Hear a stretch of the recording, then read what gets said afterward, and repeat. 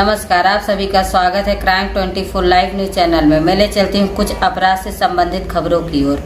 उत्तर प्रदेश जनपद इटावा उत्तर प्रदेश एम्बुलेंस 102 और 108 के झोलमाल हेराफेरी घोटाले पर विशेष रिपोर्ट। उत्तर प्रदेश इटावा में स्वास्थ्य सेवाओं को लेकर प्रदेश सरकार संजीदा है, लेकिन एम्बुलेंस सेवा के फर्जी बारे के नाम पर की पड़ताल कुछ और ही सेवाएं होने की हैदराबाद की कंपनी की बाई के एएमआरआई को प्रदेश में 108 व 108 एवं 102 एम्बुलेंस सेवा प्रोवाइड करने का ठेका मिला है, लेकिन इटावा जिला अस्पताल के साथ सदर केंद्र एवं सामुदायिक स्वास्थ्य केंद्र में तैनात और एम्बुलेंस का झोलमाल कुछ और ही दिखता है कि पड़ताल में पाया अस्पताल के अंदर एक एम्बुलेंस संस्था द्वारा हेल्थ टैक्स बनाई जाती है।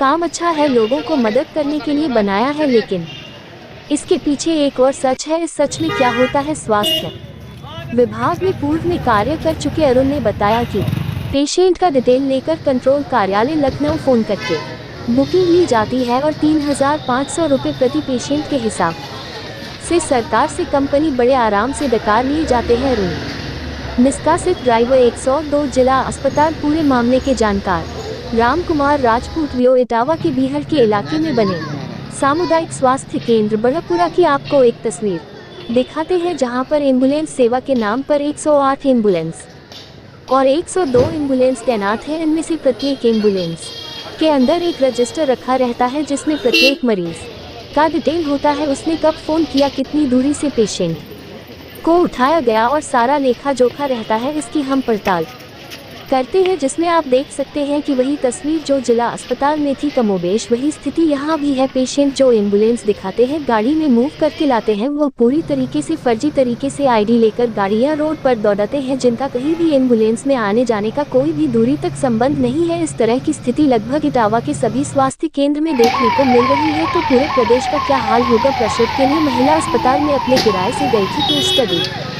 इटावा के एक दिन कस्बे की एक भट्टी पर काम करने वाली लेबर अमन अपनी पत्नी आसमा को दिखाने 2 फरवरी को जिला अस्पताल में भाड़े की गाड़ी से गया था। हेल्प डेस्क के रजिस्टर में 8वें नंबर पर मरीज आसमा को सरकारी एम्बुलेंस से दिखाया गया है। मतलब साफ है कि कहीं ना कहीं कुछ दाल में काला है। एक दिन कस्बे की एक भट्टी पर काम करने वाला आसमान का परिवार मजदूरी का काम करता है, उसको ये पता भी नहीं है कि उसके नाम पर भी एक खेल हुआ है। Ram Kumar Rajput, bureau report, Etawah Uttar Pradesh.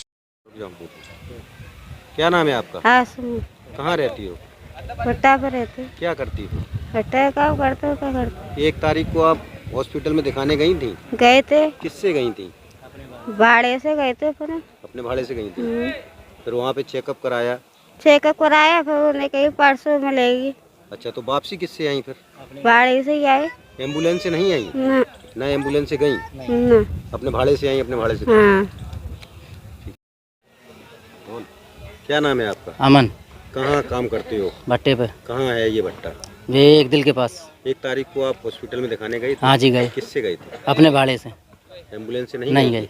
और वापसी किससे आई? अपने भाड़े से। अपने भाड़े से। किसको दिखाने गए थे? ये डॉक्टरनी को जो पहले। आप किसको दिखाने गए थे? पहले हम सीधे वहीं गए थे। किसको ले गए थे साथ में? अपनी मैडम को। मैडम को। क्या प्रॉब्लम थी मैडम? डिलीवरी मतलब दिक्कत है, थोड़ा चेकअप वेकअप कराने गए थे। अच्छा, प्रेग्नेंट है। हाँ, तो फिर वहाँ चेकअप करा के सीधे अपने घर। चेकअप वेकअप कुछ नहीं, ऐसा ही वहाँ से गए, वहाँ से बोले कि 6 नंबर में जाओ। फिर वहाँ से भीड़ लगी रही, कम से कम 2-1.5 घंटा वहाँ खड़े रहे।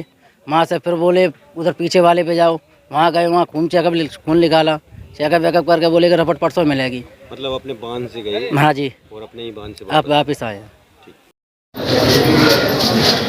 आप बात कर रहे हैं।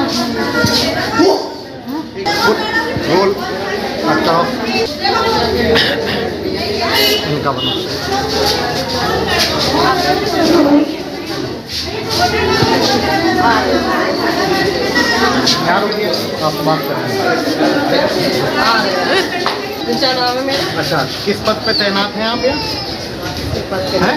किस पद पर तैनात हैं आप? क्यों? मैं पूछ रहा हूँ, मैं जर्नलिस्ट हूँ। हाँ, किस पद पर तैनात हैं आप यहाँ? ये रजिस्टर काहे का है आपका? आशाकालीन रजिस्टर है। हैं? आशाकालीन रजिस्टर। अच्छा, तो इस पे आप क्या क्या रिकॉर्ड दर्ज करते हैं? आशा आती हैं मरीजों को लेके, आशा से बात करते हैं। हाँ, तो हमें जरा रजिस्टर दिखाइए। नहीं, हम रजिस्टर नहीं मेरा फोन ले आके। क्यों नहीं। क्यों? कौन आपका इंचार्ज कौन है यहाँ पे?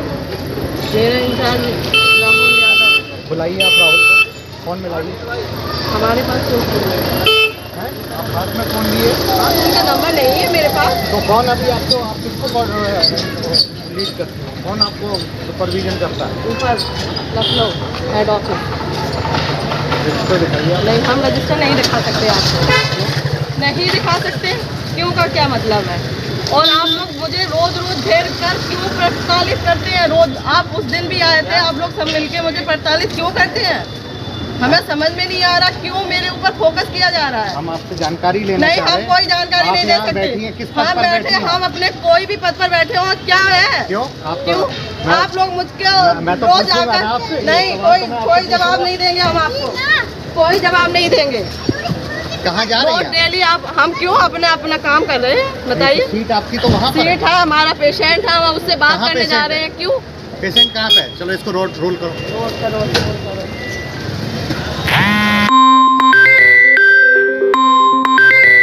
डॉक्टर साहब, जिला अस्पताल में 108 और 102 एम्बुलेंस चलाई जा रही हैं। सरकार द्वारा अच्छी मतलब लोगों की मदद की जा रही है, सहायता दी जा रही है। इनमें सर बहुत बड़ा भ्रष्टाचार फैला हुआ है। एक्चुअली में है क्या कि ये लोग जो है फर्जी कॉल कर करके और मरीजों को छोड़ते हैं, जबकि पिकअप करते हैं और ड्रॉप करते हैं, जबकि रजिस्टर में एंट्री होता है और हकीकत में ऐसा कुछ नहीं होता है। क्या कहेंगे इस पर आप? यदि इस तरह की मामला अगर संज्ञान में आया है तो उसकी जांच कराई जाएगी और जांच कराकर जो भी दोषी पाया जाएगा उसके विरुद्ध सख्त से सख्त कार्रवाई की जाएगी। मैं समझता हूं कि आप 108 और 102 के आप नोडल अधिकारी हैं। आपने कितनी बार इस तरह के वहां जाके उनका निरीक्षण किया और उनका रजिस्टर देखे? कई बार, महीने में 1-2 बार तो जाता हूँ, दिखता हूँ और वो मैं करता रहता हूँ। लेकिन यदि ये संज्ञान में आया है तो दोबारा सघन जांच और CMS और यदि ब्लॉकों में MOIC इसके लिए नामित करेंगे तो इनकी जांच कराई जाएगी। अरे सर, शिकायत तो यहाँ तक मिली है कि ये लोग क्या करते हैं कि गाड़ी से GPS निकाल के अपनी बाइक में लगा लेते हैं और बाइक को घुमाते हैं सेपई या अन्य गांव या अन्य ब्लॉक से लेकर के मरीज के गांव तक ले जाते हैं या उस गांव तक घुमाते हैं। तो वो एंट्री वहाँ होती है GPS के द्वारा, लेकिन उनकी एम्बुलेंस वही खड़ी रहती है। यदि इस तरह का कोई मामला संज्ञान में आता है तो ऐसे लोगों को तुरंत सख्त कार्रवाई की जाएगी और यदि बन सकेगा तो हो सकता है ऐसे लोगों के खिलाफ FIR भी तो कितने लोगों की कमेटी बनाकर आप जांच कराएंगे? हमारे उसमें जिला अस्पताल के लिए CMS, ठीक है, और जितने भी MOIC हैं 8 ब्लॉक के, उनको कमेटी बनाई।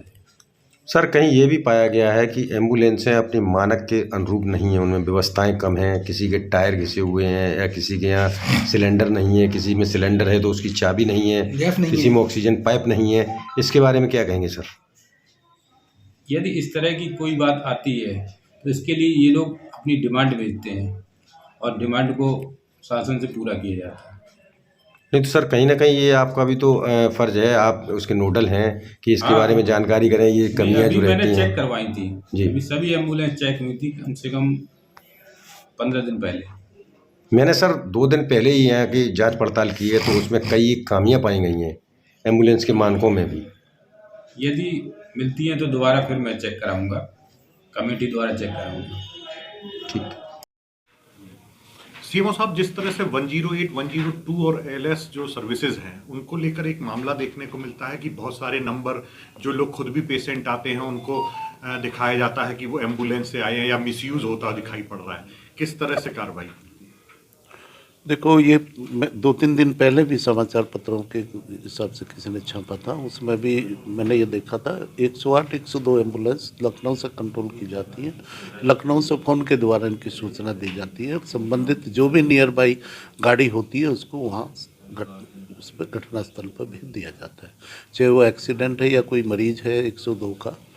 तो अब यहाँ हमने एक काउंटर बनाया है जिला अस्पताल में, वो उन लोगों को अवेयरनेस करने के लिए कि भाई 108 102 को अगर आप नहीं लाए हैं तो इससे आप इसका प्रचार प्रसार किया गया है कि भाई आप जो है 108 102 का भरपूर प्रयोग करें। लेकिन जिस तरह से जो काउंटर बनाया गया है ये देखने को मिला है कि उसी काउंटर से भी बहुत सारी गड़बड़ियां अनियमितताएं देखने को मिल रही हैं। अगर ऐसा है इसके लिए मैंने उसी को संज्ञान लेते हुए जांच बैठा दी गई है और अगर उसमें कोई दोषी पाया जाता है तो उसके खिलाफ कार्रवाई होगी। इस तरह की घटना को आप किस तरह से मानते हैं एज ए सीएमओ इटावा? मैं उसमें यह है कि जो काउंटर की आप बात कर रहे हैं, काउंटर पे वो उसका किसी से एंट्री से कोई मतलब नहीं है। अगर वो किसी को लाते हैं या उसमें जैसे कुछ और सज्जन ने भी बताया था कि जो उसमें ये एंट्री हुई है कि ये इसको लाया गया, इसको नहीं लाया गया, वो केवल प्रचार प्रसार के लिए गया था, बताया गया था। फर्जी सिमों की बात आ रही है कि जिससे कंट्रोल ऑफिस फोन किया जाता है और गाड़ी को दौड़ाया जाता है। ऐसा मेरे संज्ञान में नहीं है। अगर ऐसा है तो मैंने जांच बैठा दी है, तो अगर ऐसा कोई संज्ञान में मतलब कोई जांच में पाया जाता है तो उसके खिलाफ फिर कार्रवाई की जाएगी। संबंधित एम्बुलेंस के या जो भी है उसका ड्राइवर है या स्टाफ जो भी है।